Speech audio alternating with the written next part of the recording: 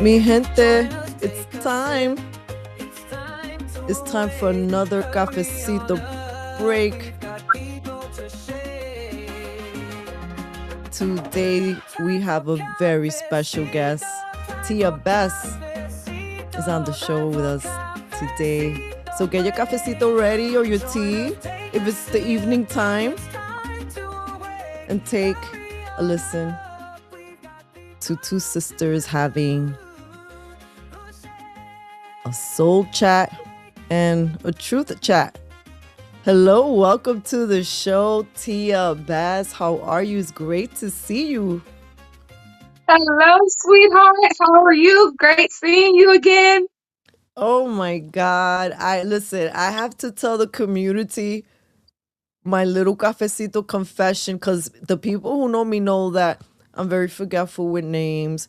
I'm very forgetful with, like, you look familiar with it. I meet you. But you, my dear, meeting you at Amfest a few years ago, that's etched in my mind.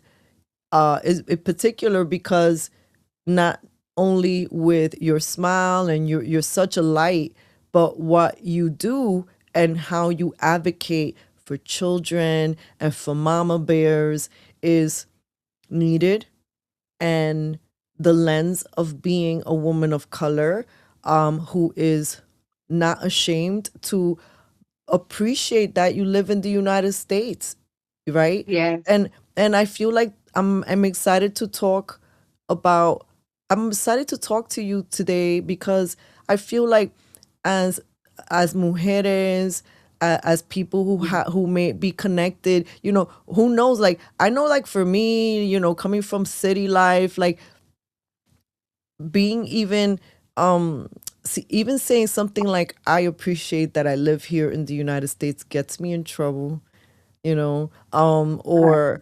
or hearing or people advocating for children's rights, certain topics, no, no, no, I don't want to hear it. But then there's certain things also that a person experiences in their journey that we always keep behind the scenes, and we never feel comfortable to share, and or there's never a truly a platform that feels organic enough where they're going to honor what you're saying and hold it without spinning it, chopping it up, and Right. flip-flopping your words. And I feel disappointed that in this age of so much communication, people are having so much miscommunication.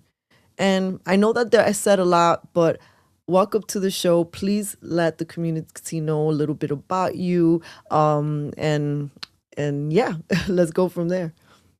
All right. Well, thank you. Okay, mi gente. Boy, do Woo! I have a lot to say. So, my name is Tia Bess. I was the former National Director of Engagement with Moms for Liberty, a parental rights advocate with Gays Against Groomers, and a Florida battalion leader of Mom Army. I know that's a lot of organizations, but I'm a mama bear. And that's pretty much the reason why I got involved with so many parental rights groups is because I want to make sure that I'm putting people in office who care about our kids.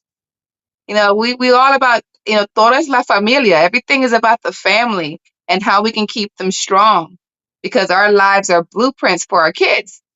So that's what I started to do down here in Florida as I decided to spend more time researching school board races, looking into our local political races to make sure that everything's protected for our kids. And that's wonderful. And you make a great point because I mean, I'd like to believe that most people are having an awakening when it comes to politics, in terms of we've always known that politicians are full of maybe not to be trusted, but Yes, many of us still were trusting of certain people. Like we were like, no, those people over there, but not my elected official. My yes, elected official who looks like me, who sounds like me, represents me. And then sometimes, unfortunately, we learned the hard way that part of the game of politics and politics is, you know, putting a person sometimes within a neighborhood that's going to really remind the constituents of themselves when they look in the mirror. yes, And doesn't the Bible remind us sometimes about deception and how we can be Yes, cloaked it in does. nice words and beauty. I know I'm Yes. paraphrasing. Mamalations. Yes, yes, it's true. But we are Black and brown communities, and you see the struggle that we're going through, and you see the deficit, and you see the degradation of society. We see all of this in our communities. So the regular everyday person is tired of the lies and the deception and the division, and we're tired of the gatekeepers. If they keep us fighting, we can't work together to fix our nation. And yeah, you're right. I mean, talking about fighting, um sometimes I feel like what we see in politics, or what we've been seeing, the type of fighting that we've been seeing in politics, sometimes mirrors what's happening behind the scenes, or just like in clusters of family.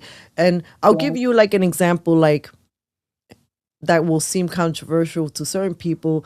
Like, for example, when we grow up in a hood and we know that there's a lot of like crime, yes, everybody knows when the cops show who did it. Oh no, yo no vi nada. I didn't see anything. Oh no, I don't know nothing. hmm, Even though you may have that's seen true. something. Why? Because we You grew can up with say the right, nada. snitches get stitches, right? But there's some truth to it. There's some truth to it. And yet, to me, a mirroring of that I see in politics, maybe not directly, is when we venerate maybe people who have dark past and hold them up like as like symbols We for everyone elevate to them. keep It's true. repeating and elevate them. And yet people who are working hard, and really just trying to make it a better life, like it's like, Yes. well, It's it, like it, it's it- like nice guys finish last. You really, and then you start to question yourself, why even be nice if I'm going to finish last anyway? yeah, isn't that something? I understand that Mhm. coming from the industry. I used to work in music television, behind the Mhm. scenes. And you get close to, I mean, in terms of like you're working with production and you're seeing, famous Yes. people or artists. And after a while, like you're like, it's just whatever, it's just regular people, right? But They're to just the regular people, of It's course. regular people, but to the outside, right? Like it feels Yes. like they're seeing a god. And yet that Mhm. is also the celebrity dumb. We also see that mixed in with politics. We also see like for example, when elected officials are bringing up, oh well, we need more black votes, we need more Latino votes. Let me bring up Daddy Yankee or whomever, right? To try to appease. And I just feel like we're getting our community, we're getting tired of the gaslighting. But Yes. I also feel like we're very angry and we're just so out there, and we're not really, like, you know what I'm saying, like sometimes we're so fixed, or they train us to just fix, look at all the problems that are over there, Yes. and we're not talking about the problems over here. I'll give you an example. Like when Obama won, some of my friends broke up with me because I voted for him. Listen, this was before I knew I better. did. I did This was too. before I knew better. But at that moment, it was like, wait, you voted for who? Oh no, no, no. I'm gonna break up with you. And then they continued And to break it up should with be me. right. It should be people over politics. We've come a long way in our country. People over politics, policies. That's what we need to focus on. Not a name, not a letter in front of the name. No, we need to really pay attention to how it's affecting us. Absolutely, right? So then we're putting these people in power that we're not even sure what their history is anymore. Were they Do they have legitimate, like desire to serve the constituents, or just they just a little puppet now when it Yes. crosses over to the kind of work and advocacy that you do. Look, I was at a press conference earlier today in which Mayor Mamdani was there, just a few feet away from me, Governor Hochul, and Commissioner Tisch. and a whole bunch of media, mainstream media. Mhm. And I'm looking at these people and I'm thinking, I wish I could scream out every question and just take over the press conference, because I would ask them about their why they support vaccines, what's going on Yeah. with I mean, and they did some more clarity, but it seems like politicians who don't have any background in certain things are creating alliances with people who want to enforce how we should live, including It's a system. how our children should live, and Yeah. including what rights your children have over their parents. Oh, wait, Yes. wait, your mom and your dad isn't being supportive of the fact that you like to wear this in school. Oh no, that's abuse. Yeah. Because they're turning the children against the parents. It's all by design. It benefits the school to prison pipeline. It benefits so many vices in the future that right now this is an attack on kids. This is an attack on children. There's a war on children, but there's also an attack on parental rights. We don't co-parent with the government, and that's what we're facing right now is government overreach within our schools. Too much government overreach, because I've been in meetings where politicians have tried to push bills where they'll the public promo of how they'll say it to people is just to protect this little subset, and then you have somebody who really reads the fine line. Like, no, Yes, if this passes, that means every single parent in New York loses their parental right over their child, meaning that your child comes home and you learn somebody gave them some sort of vaccination shot. And some people have been very surprised at hearing stories like that, but they're true. They were happening during COVID without parents' consent. we read about it in down here in Florida. About so many problems that New York faced in other states. I mean, I'm grateful that we're in the state of Florida. Governor DeSantis has kept schools open, done an amazing job during COVID. But what about the generation in the other states of students who are suffering? We have a lost generation right now. Well, COVID is the bad gift that keeps on giving. We're And going to feel it for the next 10 years. something that I feel has been largely unaddressed still to this day is, what did we do to our children? Right? Like, as an adult, I still haven't compensated for what we went through, you know? And imagine, your adults are more have more reasoning in the sense, right? More tools in a sense, right? Not that they always know how to use it. We're all learning here, but a child is a little bit different. Um, Yes. and But they, that's why it's going to take warriors like us to stand up and speak up. There's an amazing documentary that's coming out by Jennifer Say called Generation COVID. And it mm, basically explores everything that the American parents went through, keeping your kids home from school, their mental health. There were families where their child committed suicide because he wasn't able to go back to school. Increase in drug usage, promiscuous behaviors. We have a lost generation of children who need our help. we do. And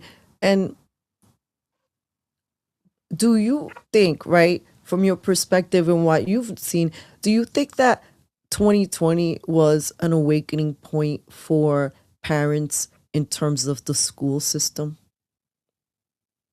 Oh, yes. It was an awakening for me. As I've mentioned before in press conferences that I've done with Governor DeSantis, I didn't like politics. I'd rather have a root canal instead of talk about anything about politics or watch it on TV. Didn't like DeSantis, Trump, anyone. Because I felt that all politicians, all they do is take our votes. And instead of them being public servants, they're putting money in their pockets. And it wasn't until COVID and the school shut down. I had a special needs child, I had an infant, and I had a middle school fifth grader. And it was such a difficult time for us because my son wasn't able to receive his autism services. But yet, bars and clubs, adult entertainment clubs were considered essential workers. And I Oh, became furious. I mean, mm-hmm. I was a hardcore, Democrat, and I went to the school board meetings just to ask questions. And it was at that time that the DOJ was being weaponized against parents that spoke up. I mean, and from that, I've been called a racist, a white supremacist, a bigot, a homophobic, all of these name calling, but no one's paying attention to the issue with our kids during COVID. A lot of parents saw the curriculum that their children were learning inside of the classes. We started learning about critical race theory. I mean, just the sexualization in the library books. It was a view behind the educational curtain. Parents demanded transparency. Oh, and they got it. And I'm still seeing Yeah. videos of um, people speaking out and saying, these systems, having children to having to connect through a screen, like there's a lot of data accumulation now on young children. What are they doing with this data? Those are things that are always on my mind because we saw this. I almost feel like they were trying to really roll out the digital ID with 2020, to be honest. Yes. Because they were, oh, well, if, I mean, they did that to New York. Well, if, you're unvaccinated, sorry, you can't go to the museum, you can't go to a restaurant, you can't go, enjoy life in polite society. And all of a sudden, we got punished, yet the people like us were keeping restaurants alive while the laptop class disappeared and into their safety. And when they were told by the media that it was safe to go out, then they started going out and they gave Joke. two fucks. Excuse my Yeah. language, but obviously I'm still holding some heat here that they pass right by folks like us and they went into vaccinated only spaces. And I'm here like, Come on. I'm like, is this a joke? I mean, Are it was you such okay with this? and that was a time. That was a time that we were in. We were in that time with not a lot of information. Just God help us. No, God help. And then the entitlement and the pushy and looks, you said something that's so pivotal. When you're being called a white supremacist, what's not happening? We're not talking about what the issue is. No. We're not asking Tia, wait, how did we lose yet another Democrat to the other side? Where is the self-reflection? You know what I'm saying? Well, I mean, nothing's changing. I mean, I'm Philly born. Philadelphia, also known as Philadelphia, Mm, is the same. Nothing has changed. I have seen the degradation of Black communities for the past 40 years. The father is removed from the household. The mother's working 2 or 3 jobs to make ends meet. Who's raising the kids? right. The kids are, the children are having problems in schools. The teachers aren't allowed to criticize their students. Parents aren't allowed to discipline their kids. They don't respect authority, and there's no God in the home. We are And living in a lawless society right now. And let's add to the curriculum that some of them are learning climate change theory, which is inspiring an unfortunate amount of anxiety in kids. They are being taught victim mentality and like you live on the margins in your marginalized community. Look, I think having an awareness of what your cards look like is key. But to always, I don't want to be reminded, and I would think as a kid when I think about if everywhere I went somebody was remind me, oh hi, oh I know that you're very poor Puerto Rican, but here you could come into the store, we'll support you. I There's don't need your. I don't need that. right, like there's No. that I know that the words sound kind, but to me that is white supremacy. That's my I don't need you to I don't need you to feel sorry for me that I'm not for example with DEI and employment. I don't need you to feel sorry for me and you give me the job based on the color of my skin. I want you to give me the job based on my performance, based on my Mhm. character, my drive, my motivation, all the characteristics to excel in my profession, not because of the color of my skin or that I'm a woman. Absolutely. And yet part of also that those education things that the kids are learning is, hey, if you show up at time, that's white supremacy. So all these things are teaching your kids what? Not to be responsible, to point And that's why fingers, to get upset. accountability. Yeah. And but then I think it does something worse.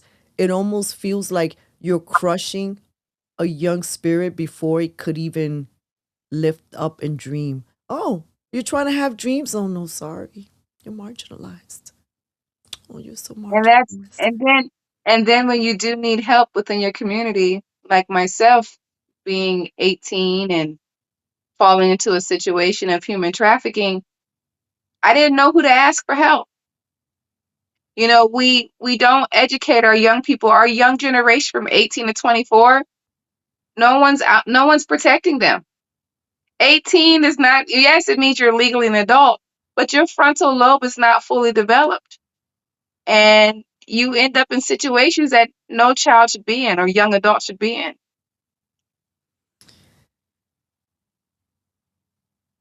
You're absolutely right about that. You're absolutely right because when I think back, I don't even remember the last time I heard of any program that was speaking to that age group. Everybody has and makes their own decisions. I think what Tia is saying and what I'm curious about is where's the guidance within coming from our communities? And I guess, um, you know, Tia, like you just mentioned something that it's not something people say every day. At Yeah. 18, this is, if you could share some more about that. I mean, Yeah. you I recently, don't like. you recently, um, you recently did an interview in which you talked about this a little bit. Yes, it was a difficult interview for me because it was also therapeutic as well. You know, for the longest when I was with Moms for Liberty, traveling around nationwide advocating for parental rights, I tried to ignore the pain that I was going through. I mean, these are critical conversations that we have to have across all party aisles. Critical conversations. And I realized that, you know, my employer pulled me into Islam. I was converted to Islam for 13 years, entered into a fraudulent marriage with my boss's and with my employer's brother, and really at one point feared for my life. You know, I've had a gun pointed at me, threatened not to leave, to stay quiet, to turn a blind eye to corruption and fraud. Just just so much hardship that I went through. And if someone was coming to our schools and our inner cities, because right now in schools, they're teaching kids about pornography, about library books that explain how to perform adult acts. We'll put it like that for TV purposes. But I'm confused about that. Why aren't we teaching our young people boundaries? Why aren't we Mm. teaching our young people the signs to watch out for grooming and predators? We're not. And if I would have had someone come to my school and explain to me about what is forced labor, what is labor trafficking, I didn't know. The first time I ever heard about it was as a 36-year-old woman. You know, for people who are don't know about it, if you could tell us a little bit more about that. And just before you continue, I just want to say that um, I think you're so courageous, and I'm proud that you had the courage to do that interview. I cried a whole But bunch of God, times. I cried a whole bunch of times just thinking every single time you were going to get to a point where there was going to be this major breakthrough, a life. and then all of a sudden there was another setback. And guys, I'm not gonna tell you so too much because we want to encourage you to watch it, and to hold it too, because um it's a personal story that can also be a bridge to teaching um others, Yes. and that in the sense of what to look out for. Like your story becomes a guidance in a sense for young ladies or young Yes. men, right? Because if there's so we have a young population, and I don't blame them either. A lot of adults are not acting like adults, Tia. No, they're not. They're And they're not. And our young people who are ambitious. For myself, I was ambitious. I went to college full time. I enrolled in college full time. I worked two part-time jobs. I took the city bus. I tried to do everything physically possible to get out of the neighborhood that I lived in. I didn't want to live in a neighborhood that you can't walk down the streets when it gets dark, when there's gunshots, that in the neighborhoods where the police don't want to show up. And I decided to work my way out of it. Or as they say, work yourself out of the hood. The only way that happens is if you're a basketball player or a singer or of course the get rich quick schemes. But for me, my get rich quick scheme was going to college, getting an education. And that's how a lot of our young people fall into forced labor with employers. You know, it's important to recognize the sign, the change of new friends, the isolation at work, never having a day off or very limited time off. There are signs that a lot of people have ignored, including government officials who were too busy having meals at the restaurant to stop and ask me, why are you covering your hair? When I was here last week, you weren't. And mm, as the time went on, they would ask, when are you ever off of work? No one paid attention. No one stopped to ask me to pull me aside. They may have thought about something or thought to question it, but they didn't take that time. And that's what's happening to a lot of our young people is that they're falling through the cracks. and falling to the cracks, you mentioned the labor, like working, you know, pretty much Yes. without a day off. I mean, I've worked 7 days a week from 10 to 10, Wow. 363 days a year, too So afraid to. So I understood that I couldn't have a day off. I was trapped.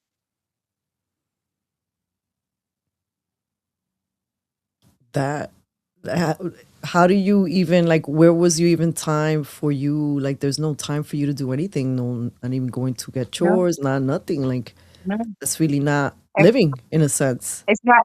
It's not living. It's existing. How It's old were you existing. at that point? So I would say 18, 19, all the way to 32. And To you 32 years mentioned old. you mentioned another word that I guess I hadn't heard it in like that, those two words together. You said labor trafficking. Yes. You know, I thought human trafficking and labor trafficking was pretty much something you would see in a movie. Of course, in Hollywood makes it seem like there's this guy with a big beard and a turban, and he's got you chained to a radiator. Some of the strongest chains and bonds that you see aren't physical. They're not. They're the chains that are in our mind. So when someone starts to brainwash you and display this narcissistic, predatory behavior, you become beaten down. Your employer should not make your job a hostile environment. Your employer should not make sexual advances to you. Your employer should not proposition you to marry a family member for immigration purposes. There are no oversight committees that are holding these immigrant businesses accountable because there's no HR for these smaller businesses. So if your employer is sexually harassing you and there's no HR department, where do you go? Who do you tell?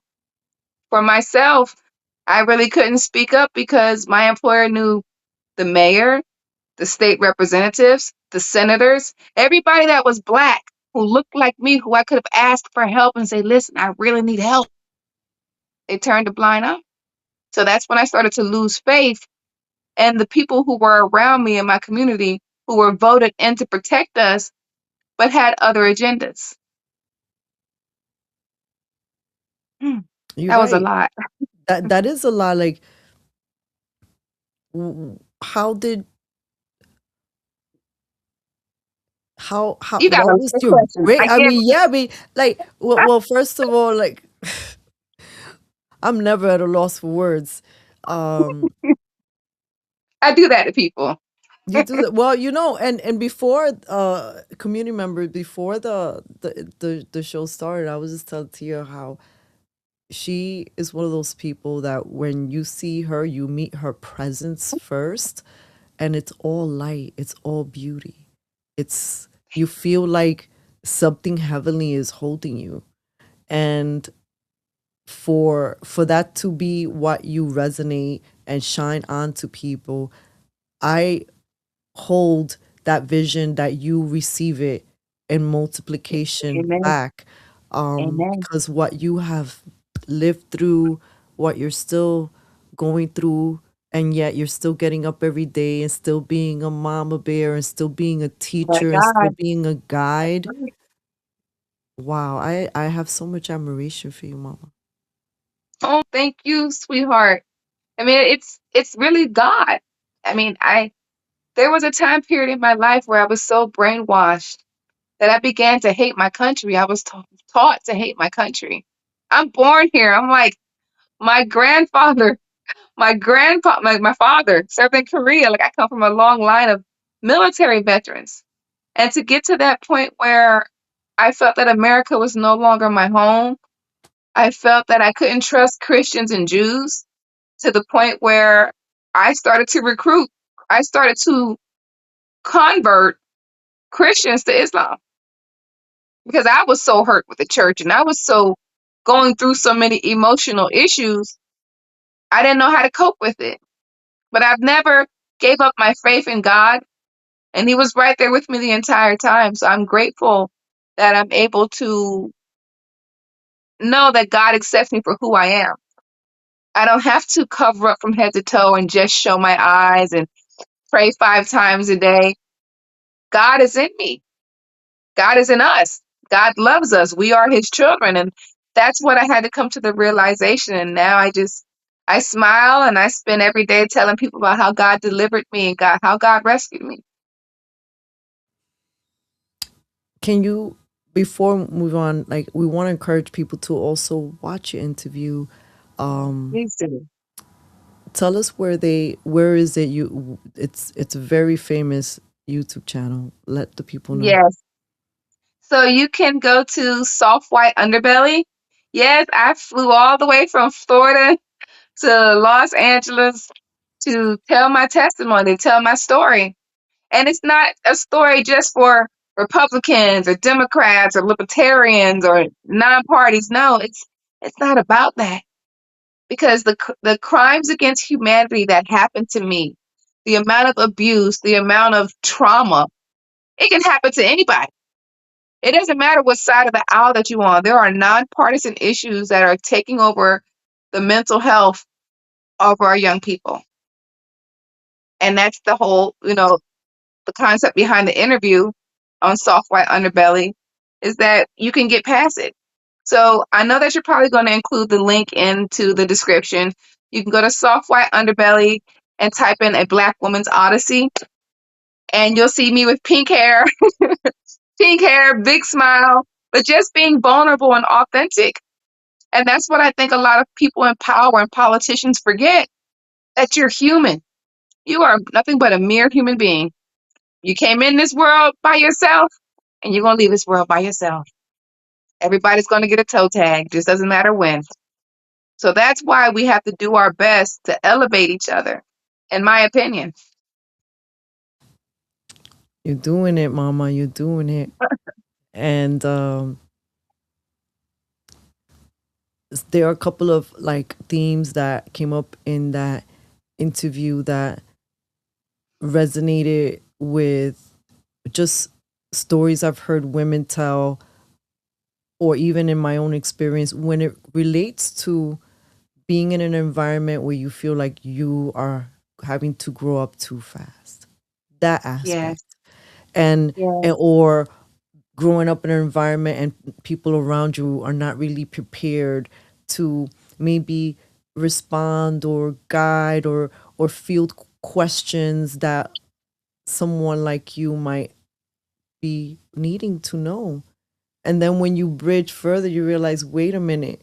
Like I've had to realize, like, wow, for every time I was maybe angry at this uncle, or maybe I got upset at my mom when we had the big COVID fight. Yes. Right. Been there. It's like the Pope said this, I renounce him. And she thought that I had renounced somebody close to God, and she was crying for a week, right? Oh, Um, but it's moments like that where I'm like, there's a sacredness to my bloodline.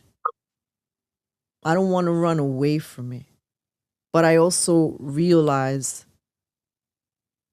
that, and I'm not saying I mean, like, as a contemplation, I like look yes. at all of these things that maybe were in my environment that were not helpful. Maybe there was too much crime in the street. Maybe there was too much fighting.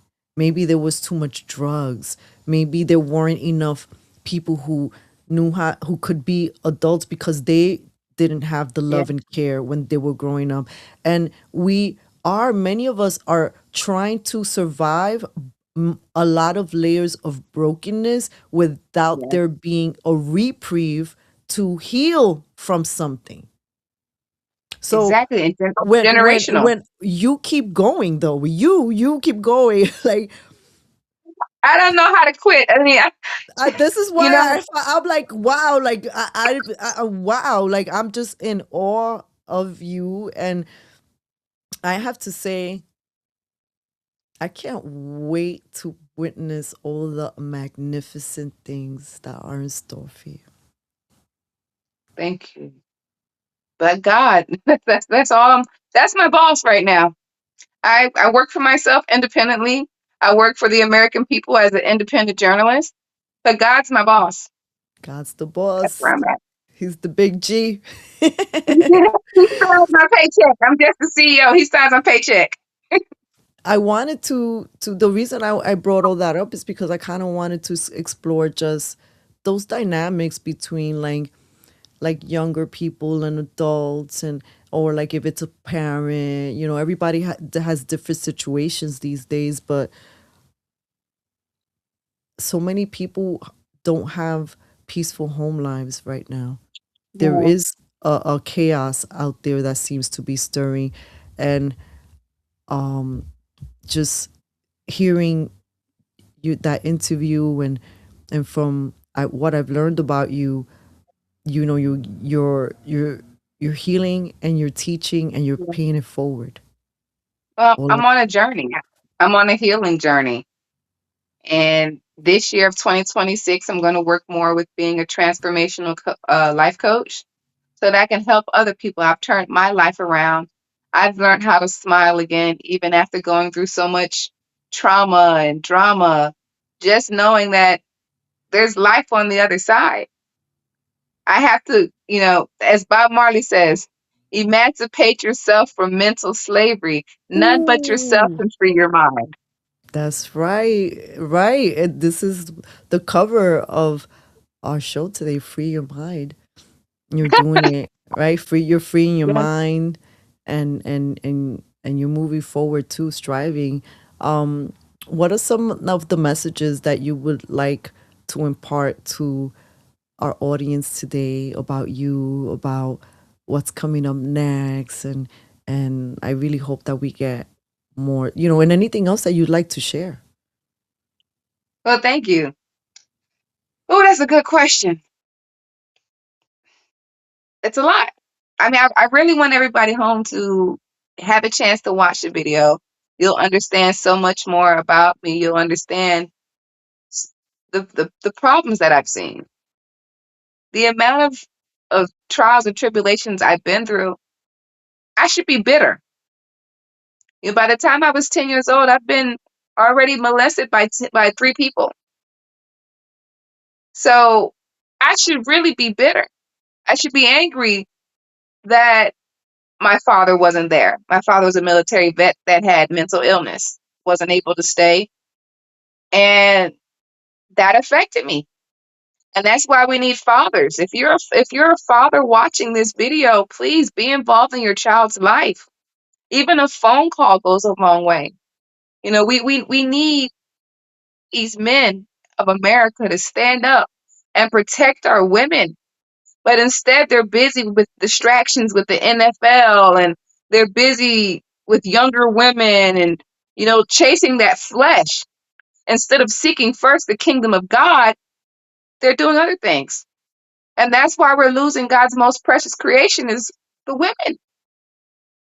And it's just, I really want people to understand that I'm not coming from a place of hate.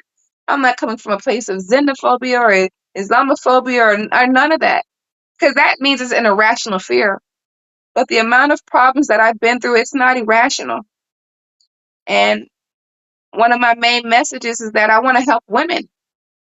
I want to help women who have left domestic violence situations, regardless of your political party or what you feel, who's best in office. All that doesn't matter. It's not about the donkey. It's not about the elephant. It's about the Lamb of God. And it doesn't matter who's in the seat. God is still in the throne. So, that's my message for everyone. If you know a young person between 18 to 24, even your adult kids, call them, check on them, ask them how was work, ask them how are their coworkers treating them at work. Because all you really need is somebody just to listen. And that's how I got pulled into this entire situation, is that someone finally asked me, how was I doing? Someone showed me attention and affection and caring. The very thing that I needed someone to do when my brother and my father passed away was just listen. And that's how they're using this against us. They're turning us against each other.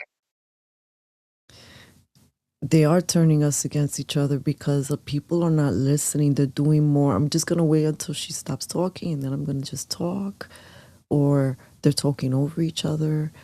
Yes. Or, or I hear this all the time from people that I interview, and I'm like, well, do you know the other side? No, I don't care about. But then how are you going to understand?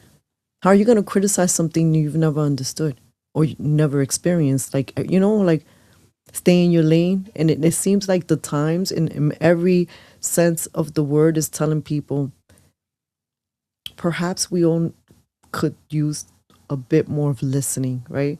They always Yeah. say the clue is they gave you 2 ears and 1 mouth. I, I was just about to say that. I was like, that's exactly what I want to say.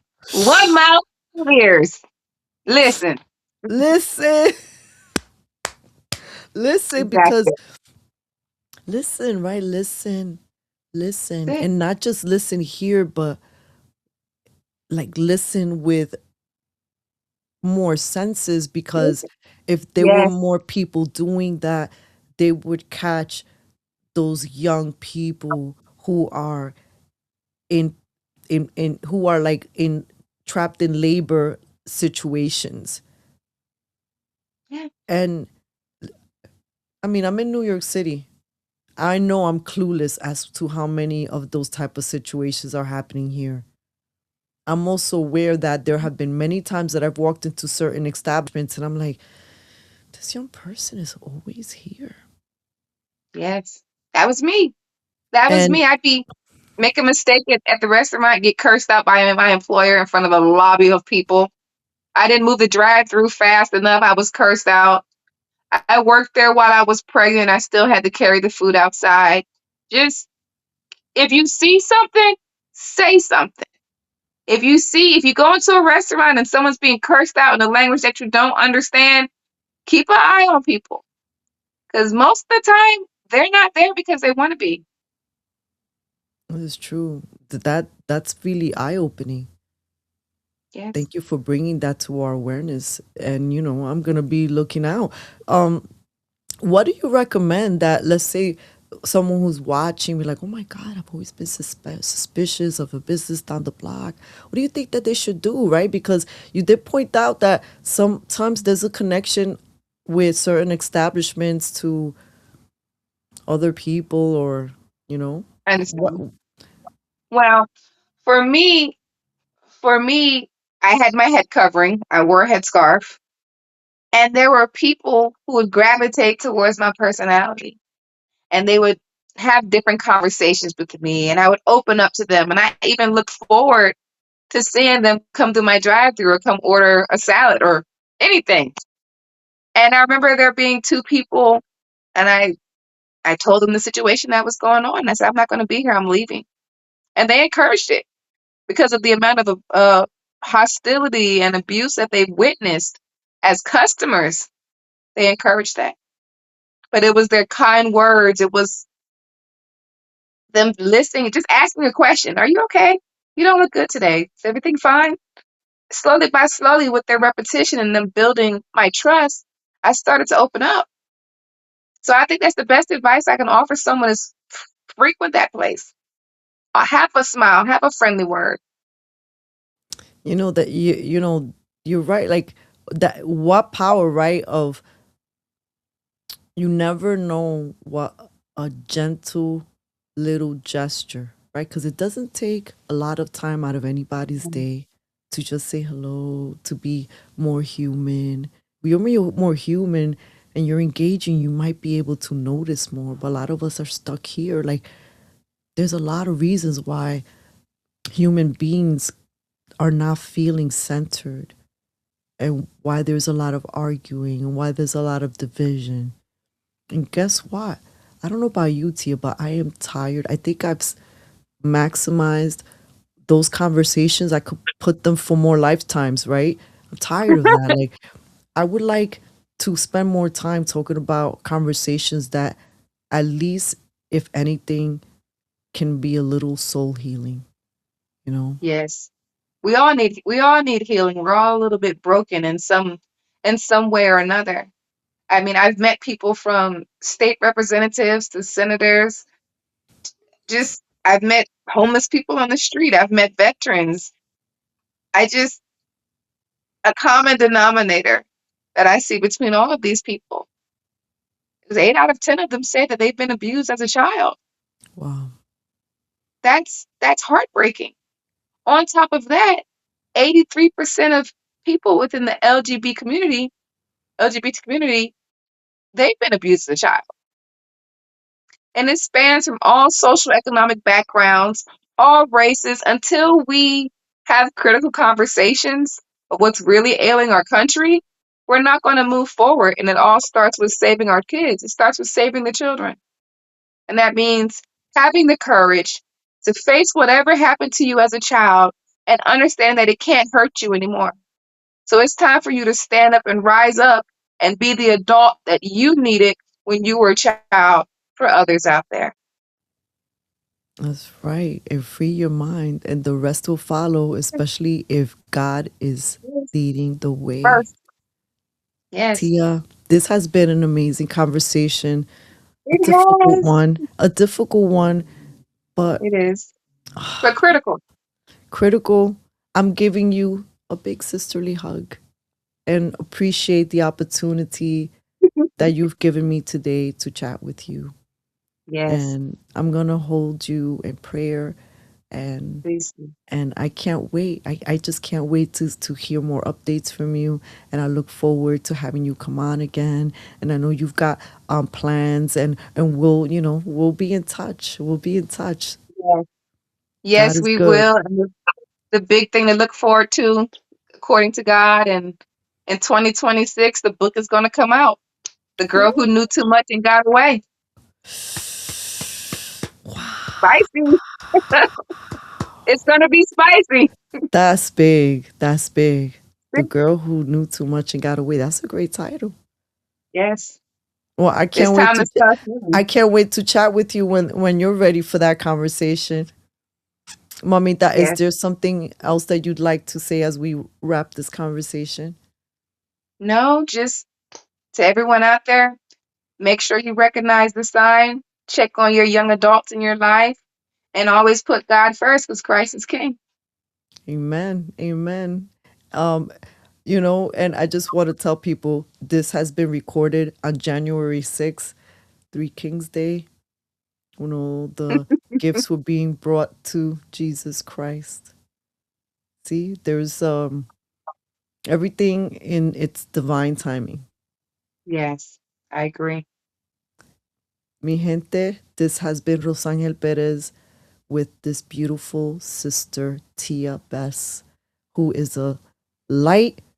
She's filled, like, look at her smile. Her smile is pure. Her smile alone is a gift that many human beings in New York City, I don't see this smile too much. So No, this is why I I'm a, think I remember it. So I'm a, I know it's a thing down here in the South. I live in a small town in the South, and everybody speaks to you, and everybody smiles. So I know I in New York it's just love it. I love it. I mean, you know, someone's smile could save somebody's life. yes, That's how yes, powerful we are. And I've actually yes, heard stories like that being told, that this man wanted to, you know, send himself off to be with God early, and somebody mhm. smiled at him, and he was so taken by that Wow. human But moment God, that he changed his mind. but Well, God, that's right. that's right. Because what this is to me, I feel like the language of God and Christ is simple, and and sometimes we as human beings we overcomplicate everything, but a smile, a hug, a little Yeah, gesture, a little hello, you never know what it's going to do. Like I love mhm. that you said that. Like these are difficult conversations to have, and Yes, Tia's not asking anyone to be a superhero. She's asking mhm. people to be more observant, to listen more, to maybe smile more, to dig in and That's be a it. little more kind and compassionate. The world is starving for these things. Yes, we are. We are. And we have like an unlimited potential of it, right? I could smile at you all day long. It's not gonna make me exhausted. But it's time. It's time our nation had healing. Hurt people, but heal people. And I think that's where we're at right now. Heal people, heal people. You know what? I love that. I love that. I love that. I love that you said that. With that, mi gente, we're gonna wrap this up. This has been Rosangel Perez and T. Bess. Cafecito Adios, mi break. gente. Adios, and make sure, mi gente, that you watch her full interview on the soft white underbelly, which is linked Yes. below, and add a comment, and we'll see you soon. Bye now. Bye.